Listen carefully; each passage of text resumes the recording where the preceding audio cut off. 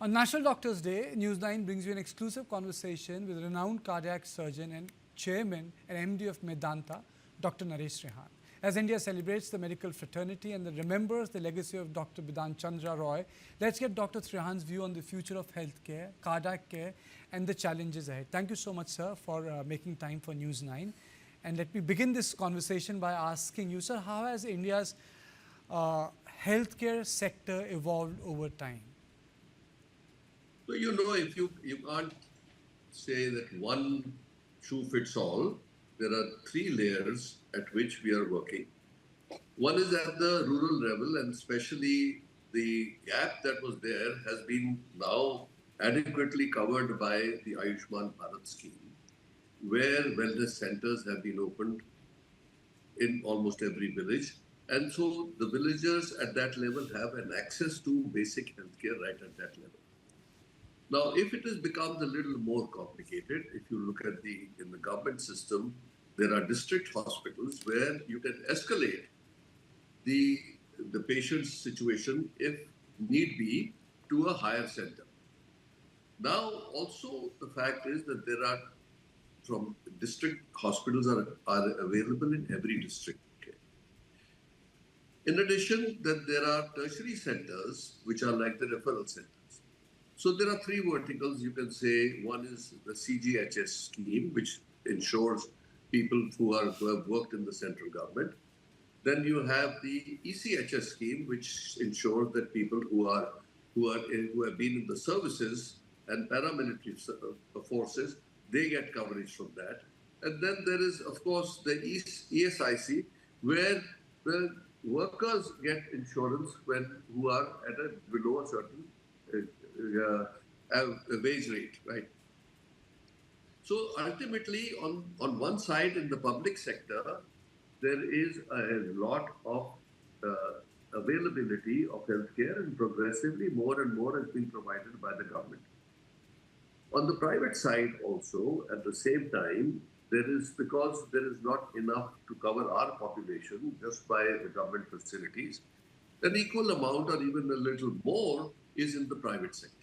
And again, at that private sector, at the village level, there are smaller nursing homes, and then at the smaller town levels, there are a little bigger nursing homes, and then it keeps escalating to then you will get to the level of, say, community hospital, which is like a standard. You can get standardized care for basic needs, like even basic surgeries, for any infection and stuff like that. Then comes the tertiary or the quaternary care hospitals. If you take that and compare it to the rest of the world, we have achieved higher standards of delivery of medicine in our hospitals today, in government and as well as private sector, where we can actually compare our results to almost anybody in the world. So if you ask me, yes, the health stack of India has come to a stage where you can compete or offer services at international levels at a fraction of the cost, which is a big thing to happen for any country. Okay, so how is AI transforming medicine, surgery, and the way we treat people? Are you feeling the change in India, or you think it will take time in the subcontinent? AI is not alien to medicine. AI has been used by us in different ways and forms in our devices, like you can take echocardiography, ultrasonography. These algorithms have been worked out so that you can get a lot of information on dynamic information while we are doing the tests. Now, you take that from one algorithms, machine learning to now to AI, which is another layer added on top of what was existing. Of course, there has been a lot of adoption. You can now introduce a lot of new technologies into our diagnostics to make them more accurate. You can make the physician's work more efficient because of the fact that you can translate your actions into voice to written. The record keeping becomes digitalized. So there are all these things are in the benefit of the way we deliver care to the patient. One of the other basic things that is happening today is that today, if you look at it, there is a cycle in a patient's life where before the patient had to pick up the phone, call a hospital, make appointments physically, many times wait in line, not get the appointments, and then the whole journey would be all physical and manual. Today, there are apps available where if somebody thinks of connecting with Medanta, there's a Medanta app which says, and so other hospitals have the same situation. So where you can actually start your journey very quickly, get connected, get the appointment. You can get your sort of examination done, all the tests done, and they're all collated into one electronic record. And then also, then follow-up is done by staying in touch with the, so the algorithms are, and the AI bots are available today that we can actually follow the patient and see how they are doing. And the regular checkup can be done, and the reminders for their medicines can be sent. So it is a great enabler. It's a tool which we must use. Okay. If you look at it, we have been using AI and robotics for many, many years. But today, the robotics have become so sophisticated that you can even get feedback on your fingers from pressure. So tactile feedback you can get. Now, these are all newer things which are being incorporated. And as we move forward, I'm sure AI will play a very important role in our ability to diagnose, in our ability to treat, in our ability to follow up treatment, and also to get data, which is the big data that is needed for evolution of new drugs and new methodologies. So all this will be assisted by AI. So it plays a very important role. And in fact, I always recommend to the doctors that this is one opportunity that you should not miss. Because if you miss or if you do not actually incorporate AI tools in your life, you'll be left behind. Was that, you have been the rock star of cardiac care in this country for last 4 decades. Anyone who came to town in this city knew who Dr. Trehan was. And if anyone had something to do with heart, would have said... Rock star, I would put it to... No, as a student, I knew who Dr. Trehan was. You are a rock star, you were the rock star, and you will remain a rock star of when it comes to cardiac care. I have no qualms in saying that on air. My question is something different. Have you seen such breakthroughs, the sort of things you have done when it comes to cardiac care in oncology in this country, sir? Yes, it's happening in tandem. You know what happens is actually what follows is the ramp in what speed the disease is developing and which are the organs that are actually being affected. So what is happening today is, like for cancer, we always knew that there was sort of a under-detection of cancer in our country. But with all the changing environment, the toxins that are everywhere, definitely there has been a great explosion in the number of cases of cancer. Now, if you take women, the breast cancer level in, say, metros is almost twice that of that in the rural areas. So that means that in the metros, if you take the 3-4 big metros that India has, and where data is being kept, the incidence is going up. Younger and younger people are getting it. Similarly, the women will get like cervical cancer or lung cancer. This is all happening as we speak. So the number of cases that we are detecting today is now becoming scary for cancer. Cancer has been the focus of research in Europe and in US for a long, long time. And there has been huge progress in the way we treat. But the unfortunate part of treatment today is that it does affect the body quite seriously. And now the whole whole shift is towards trying to find medications which will have, or radiations or surgeries which will be less invasive to the body, take less toll on the body, and be more effective. And Okay. this is happening as we speak, Okay. because you will see, like, what is the evolution today. The immunology is playing a huge role in treatment of cancer, which has been, say, in the last 5 to 10 years, and it is still progressing very rapidly. Second is that the newer technologies of delivering radiation, like we have cyber, which is a robotized machine which gives radiation by dividing the beam into 250 fragments, but deliver the same dose to the point where the cancer is. So these are the new modalities that have been incorporated into radiation. And there are new modalities. It used to be photon, which was the way X-rays were delivered. Now there is proton also, and it's finding more and more applications as we go on. So I think that overall, if you look at the way medicine is moving, I think that there is a huge amount of relief today with the way things can be treated, especially now. The challenge basically is, when do you detect cancer? If you can detect cancer early, the treatment is at almost curative. Very large number of people will get cured actually. But the main challenge has been, how do you detect it? And today there are technologies available that by actually taking a few cc's of blood, you can screen the blood for cancer cells and be able to say whether this person has an overload of cancer in the blood. Then you start the detection process. But the warning systems are already there. Okay.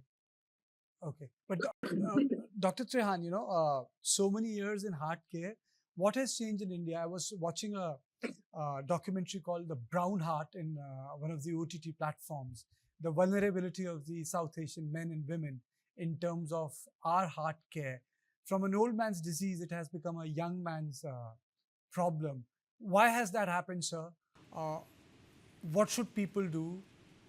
So you see, like I was alluding to earlier, there are too many factors changing around us.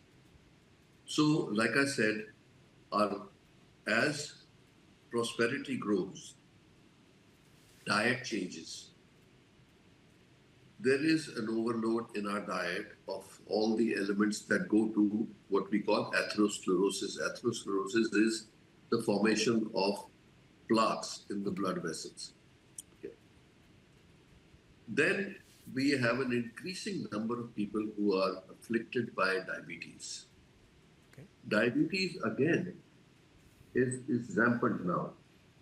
Now, diabetes increases the propensity to develop heart disease. The second thing is the realization, the role of genetics in diabetes and heart disease and cancer. So today, with the genome sequencing having been done, you can now see, actually write the health horoscope of an individual. So you take family history, you take the biochemical makeup of a person, and you take the genetic makeup of the person. You couple that with the physical tests that we do, and you can actually predict what are the diseases which are lurking in the background and how you can actually get change the course of the disease. So that's the effort right now. What we are saying, more precise, personalized medicine. A lot of things are changing when it comes to the heart.